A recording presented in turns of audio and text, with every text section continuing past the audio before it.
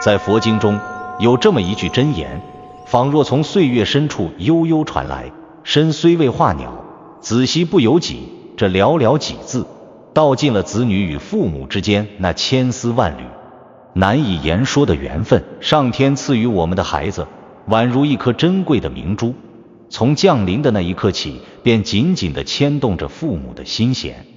大势至菩萨曾言，每一个看似叛逆不听话的孩子背后，都隐匿着一段被岁月尘封的三世轮回故事。他们背负着累世的伤痛，跨越了千山万水，历经无数的艰难险阻，只为了能在这一世成为你们的孩子。此话一出，如同一颗巨石投入平静的湖面，在众人心中激起层层波澜，整个法会现场顿时一片哗然。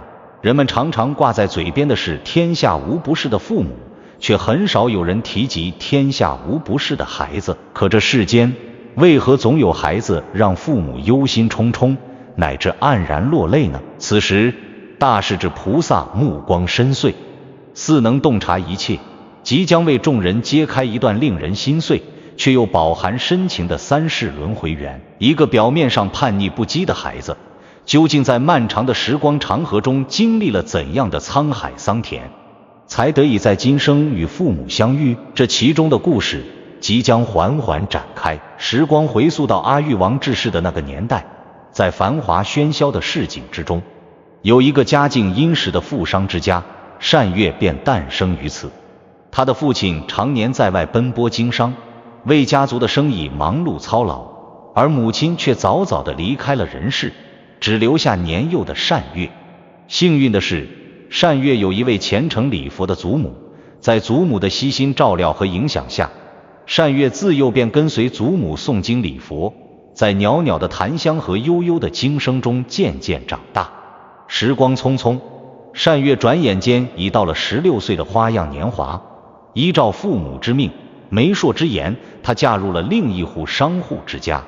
婚后不久，单越便迎来了自己的孩子，是一个白白胖胖的男孩。一家人满心欢喜，为他取名为智通。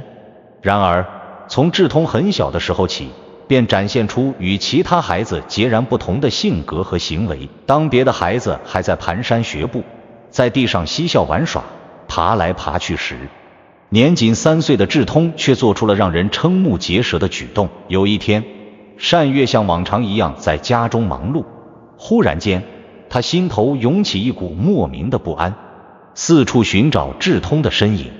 当他焦急地跑到院子里时，眼前的一幕让他吓得魂飞魄散。只见小小的智通竟独自站在高高的房顶上，迎着微风，神情专注地望着远方，仿佛在那天空中看到了什么神秘而又吸引他的东西。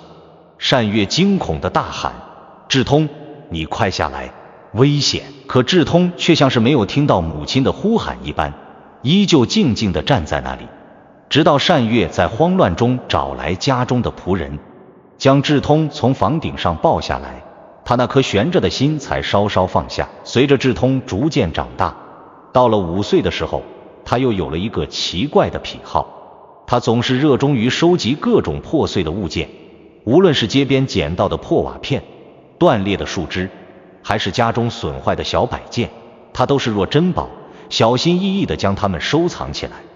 单越对此十分不解，有一天他终于忍不住问智通：儿啊，你为什么总是收集这些破碎的东西呢？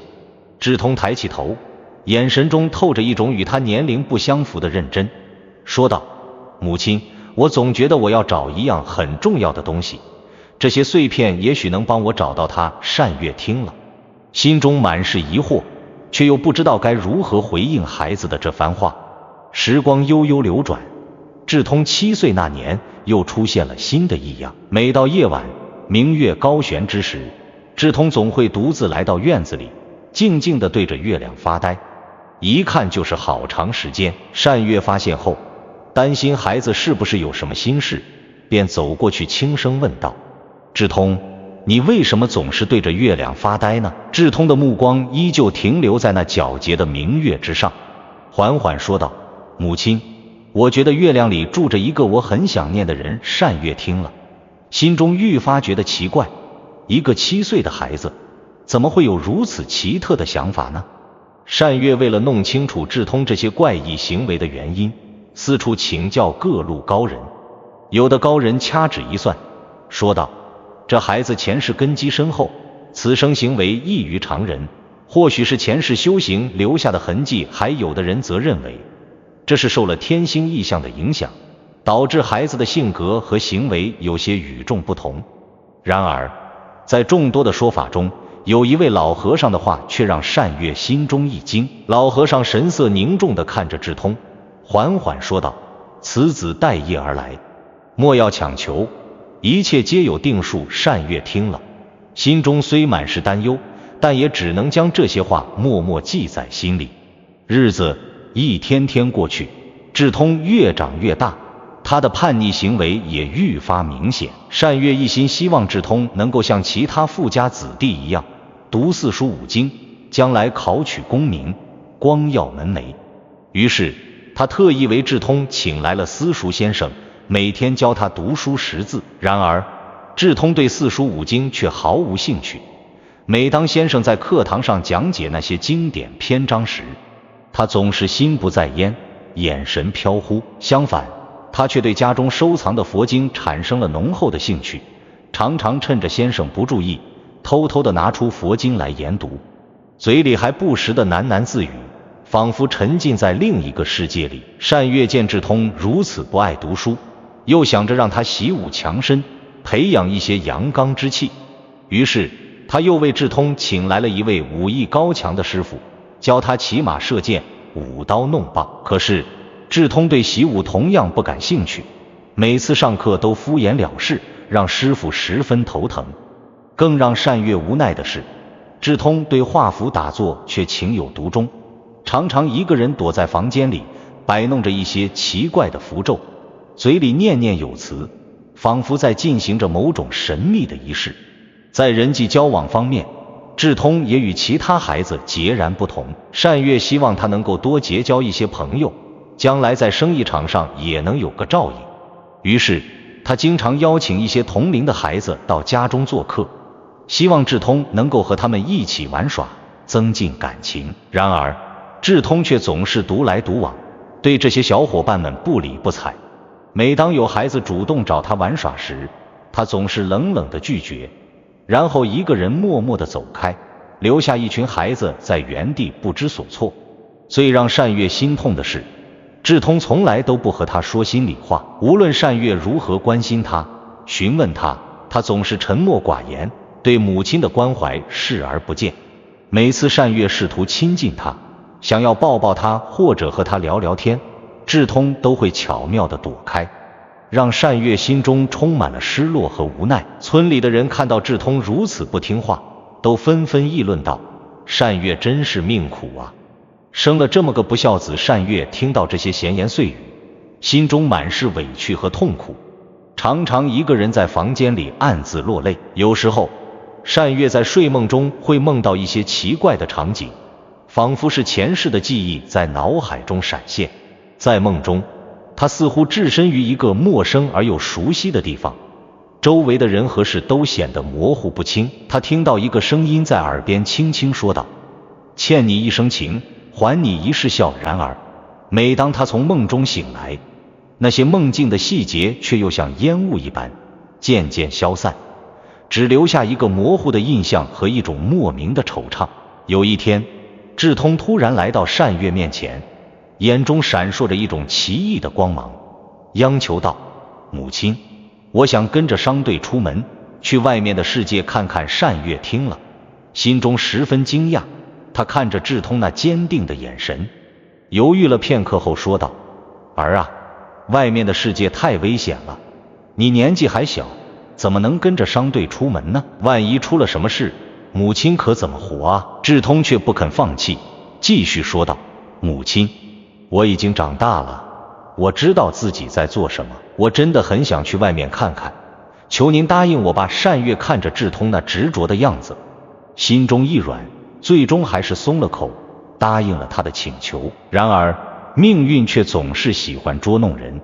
智通跟随商队出门后不久，便遭遇了一场可怕的灾难。商队在途中遇到了一群凶狠的强盗，双方展开了激烈的搏斗。在混乱中，智通不幸被强盗掳走，从此便音信全无。单月得知这个消息后，犹如五雷轰顶，整个人都崩溃了。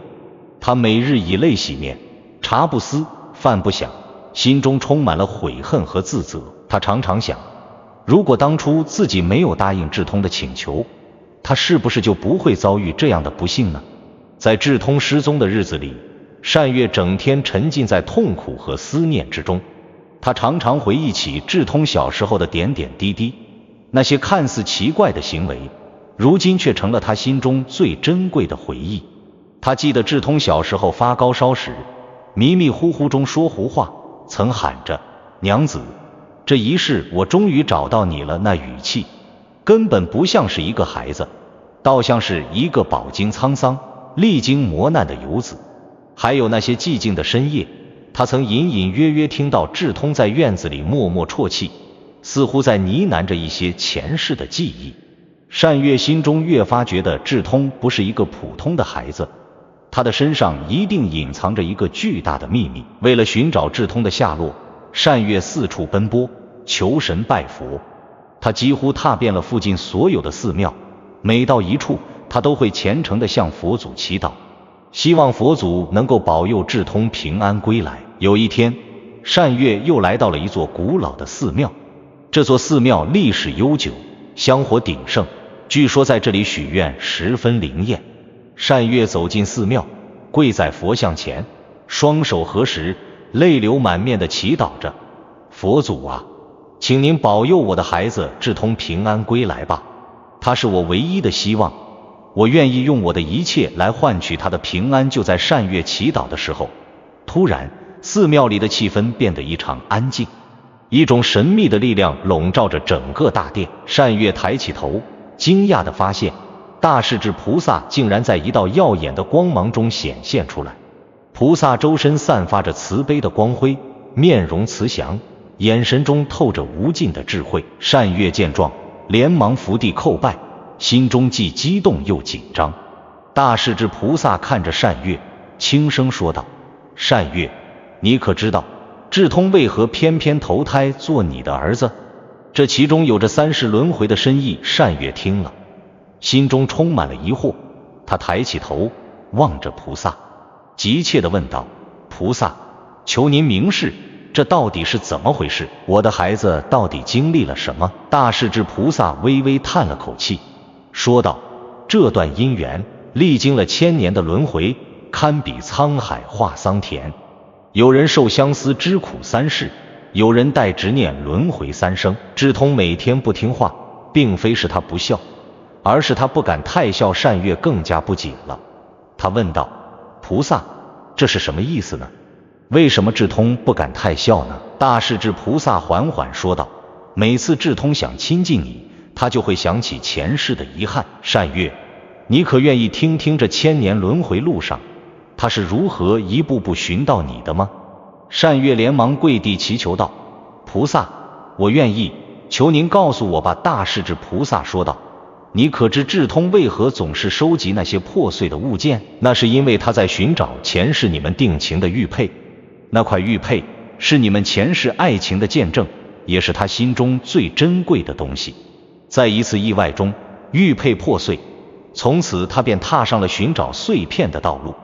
他为何对月发呆？因为前世你们在月下诀别，那一幕深深地刻在了他的心中。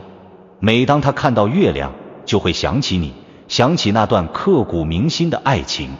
他为何总躲着你？因为他怕靠得太近，前世的记忆会如潮水般涌来，让他忍不住泪流满面。单月听了，心中犹如掀起了惊涛骇浪，他双手颤抖着问道：那他现在他到底在哪里？大势至菩萨没有直接回答他的问题，而是反问道：你想知道这些年他在为你做什么吗？单月急切地点了点头，眼中闪烁着复杂的光芒。大势至菩萨的声音忽然变得深沉起来：每一段姻缘都有它的必然，而这段姻缘关乎三世轮回的交织。智通的叛逆不是出于不孝，而是他曾在前世与你有着难以言喻的牵绊。为了这份牵绊，他忍耐了无数年的痛苦，承载了无尽的孤独。单月的心随着菩萨的话语，仿佛被一只无形的手紧紧地揪住，他的思绪不由自主地穿越了时空，回到了过去的岁月。在那个遥远的前世，单月和智通是一对深深相爱的恋人，他们生活在一个宁静的小镇上，男耕女织，日子过得平淡而幸福。每到夜晚，他们总会坐在院子里，一起仰望星空，诉说着彼此的心事。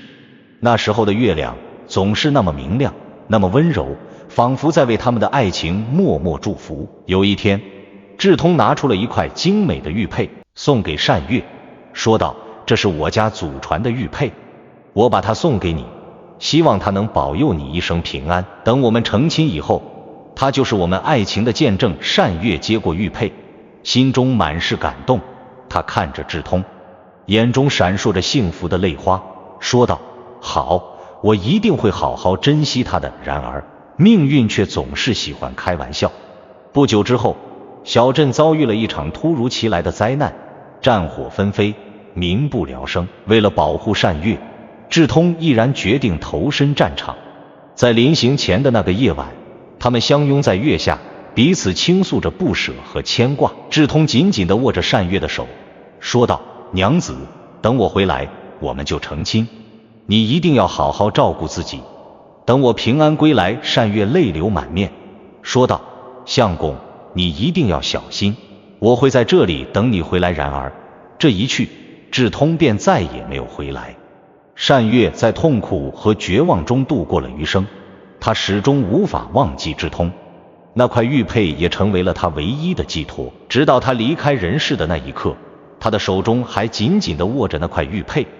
单月，想明白了你的疑问吗？大势至菩萨的声音再次传来，仿佛在催促他的心灵觉醒。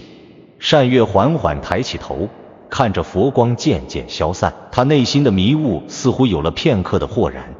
他深吸一口气，低声道：我明白了，智通此生的叛逆与孤独，正是前世未完的情缘。他带着遗憾来到这世，才有了这一切。此时，身旁的寺庙钟声忽然响起，那钟声悠扬而深沉，似乎传递着千年的轮回。单月心头一震，似乎有种无形的力量牵引着他走向远方。他知道，这段姻缘已经开始转变，眼前的他和智通依然是那对注定要走到一起的灵魂。可是智通现在在哪里？单月心中一动，急切地问道。大势至菩萨淡然一笑：他一直在你身边，只是你没有察觉。那破碎的物件，那些看似无关紧要的小事，正是他在努力寻找着你们的过去，而每次回避你，是因为他怕再度面对那段不舍的遗憾。单月愣住了，他突然回忆起那些年，智通总是独自待在房间里，默默地收集一些破旧的物品，仿佛每一件小物件都在告诉他一个秘密。而那时，他从未理解过他的执念，只觉得这是叛逆的表现。然而现在，他知道，智通的每一个行为，每一次不近人情，都是为了掩藏内心深处的伤痛。他已经在为我做什么？单月激动地追问。菩萨沉默片刻，目光渐渐变得深邃。这些年，他一直在寻找前世的玉佩，那件你们两人曾许下誓言的玉佩，你可曾记得？他曾刻下了你们的誓言，代表着你们深深的情感。但这玉佩却在一次劫难中分离。智通的所有行为都是为了找回那份失去的情缘，他的孤独是为了保护你不再受伤。单月的心仿佛被一股巨大的力量牵引着，眼中逐渐浮现出智通小时候的模样。他仿佛能看到那个与众不同的孩子，那双透过世界的眼睛，闪烁着不属于他的智慧与沧桑。那现在，智通，他现在依然在寻找。大势至菩萨的声音再次响起，温和却深沉。而这场寻找将走到一个终点，他将会明白，前世的遗憾已不再是束缚他心灵的枷锁。你也将会知道，所有的痛苦与迷茫，终究只是为了让你们重逢。单月的心中涌现出一股强烈的力量，他知道这一切已经注定。他终于明白了，志通的叛逆与孤独并非不孝，而是心中无法抑制的遗憾和伤痛。就在此时，一阵风吹过，轻拂过单月的脸庞，他低头望去，手中握着的佛珠突然闪烁起奇异的光芒，仿佛在回应着某种未曾解开的谜题。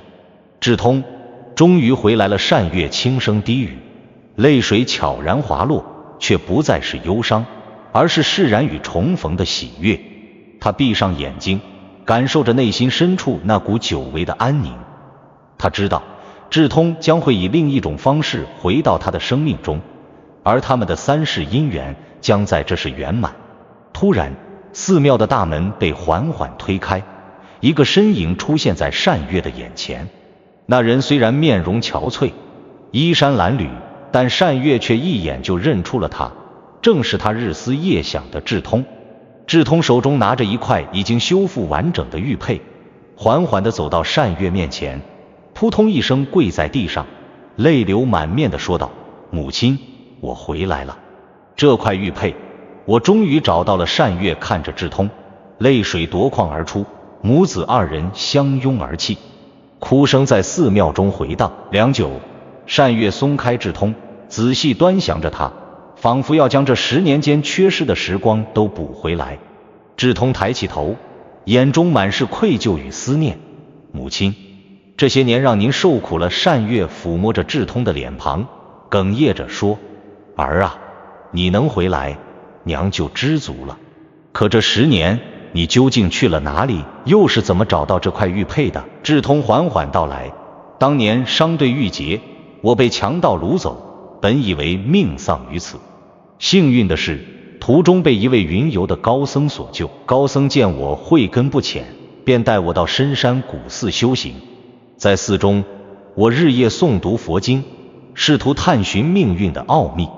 一日，在整理古籍时，我偶然发现了一本记载着前世因果的奇书，书中的描述竟与我脑海中那些模糊的记忆不谋而合。至此，我更加确信前世与您的缘分。于是，我在高僧的指点下，下山寻找定情玉佩的线索。我沿着记忆中的方向四处打听，每到一地，只要听说有与玉佩相关的传闻，我便赶去查看。一路上风餐露宿，历经无数艰难险阻，直到前不久，我听闻在一座废弃的宅院里，曾有人捡到过一块刻有奇异花纹的玉片。我赶忙前往，在那废墟之中，历经数日寻找，终于找到了几块玉佩碎片，又凭借着前世的记忆和一位老工匠的帮助，将玉佩修复如初。单月听得入神，心中满是感慨。他拉着志通的手，转向大势至菩萨的法像，再次虔诚跪拜：菩萨，感谢您的点化，让我们母子得以团聚。当他抬起头时，发现菩萨法像上的慈悲目光似乎更甚，那光芒仿佛带着无尽的祝福，笼罩着他们。从寺庙出来后，单月与志通携手走在回家的路上，阳光洒在他们身上，驱散了多年的阴霾。一路上，志通滔滔不绝地讲述着修行时的趣事，以及寻找玉佩过程中的见闻。单月静静地听着，时不时露出欣慰的笑容。回到家中，单月为志通准备了一桌丰盛的饭菜。看着志通狼吞虎咽的模样，单月的眼眶再次湿润。饭后，志通将那块珍贵的玉佩郑重地交给单月：母亲，这块玉佩承载着我们前世今生的缘分，如今我把它完璧归赵。单月接过玉佩，感受着它的温度，仿佛又回到了前世与志通月下定情的那一刻。此后，志通在家中陪伴着单月，尽着为人子的孝道。他不再像从前那般叛逆孤僻，而是时常与单月分享生活中的点滴。邻里们看到志通的变化，都惊叹不已，纷纷夸赞单月教子有方。单月只是微笑着，心中明白这一切都是命运的安排，是三世轮回的缘分，让他们母子得以化解前世的遗憾，在这一世重获幸福。在一个宁静的夜晚，月光如水，洒在院子里。单月和智通坐在庭院中，抬头望着那轮皎洁的明月。此时的月亮似乎比以往任何时候都要明亮、温柔。智通轻轻地说：“母亲，经过这许多事，我终于明白，前世的遗憾虽让我们历经磨难，但也让我们更加珍惜今生的相聚。”单月点点头：“是啊，儿啊，这一切都是佛祖的慈悲，希望我们能将这份缘分延续下去。往后的日子，一家人平平安安，微风拂过，带来阵阵花香。院子里的桂花树轻轻摇曳，仿佛也在为这对母子的团圆而感到欢喜。月光下，单月和智通的身影紧紧相依，他们的故事成为了邻里间口口相传的佳话，诉说着三世轮回中那份坚贞不渝的亲情与缘分，也让人们相信，世间所有的苦难都可能是为了更美好的重逢所做的铺垫。如果你喜欢佛学内容，记得点击关注和订阅，不错过每一次深刻的分享和启发。让我们一起探索佛法的智慧。